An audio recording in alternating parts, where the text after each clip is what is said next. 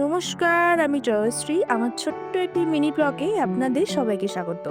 আমার দিদির ব্যাঙ্গালোর যাওয়ার আগে আমরা এসছিলাম কৃষ্ণনগরে মা সিদ্ধেশ্বরী মায়ের কাছে একটু পুজো দিতে। প্রথমে এখান থেকে আমরা ১০১ টাকার আর ৫১ টাকার দুটো ডালি নিয়ে নিলাম। দিয়ে দুজন মিলে পুজো দেওয়া বলে মন্দিরের ভেতরে এখন প্রবেশ করেছি। মন্দিরের ভেতরটা এ সময় বেশ ফাঁকা ছিল। আর যেদিন আমরা গিয়েছিলাম সেদিন বারটা ছিল বৃহস্পতিবার। চারিদিকটা তাই বেশ ফাঁকা ছিল। তাই আমরা সঙ্গে সঙ্গে এসেই এবার পুজো দেওয়ার জন্য বসে গিয়েছি। অনেকক্ষণ ধরে মাকে চোখ ভরে দেখলাম এবং দুজনেই মন্ত্র উচ্চারণা করে পুজো দিলাম। তারপর আশেপাশে যে ঠাকুরগুলো ছিল সেইগুলোকেও ঘুরে ঘুরে দেখলাম এবং আপনাদের সঙ্গে শেয়ার করলাম। সিদ্ধেশ্বরী মায়ের পর এখানে একটা শিবলিঙ্গ আছে, মানে বাবার কাছে এসেও একটুখানি পুজো করে নিলাম। এই হচ্ছে সেই শিবলিঙ্গটি।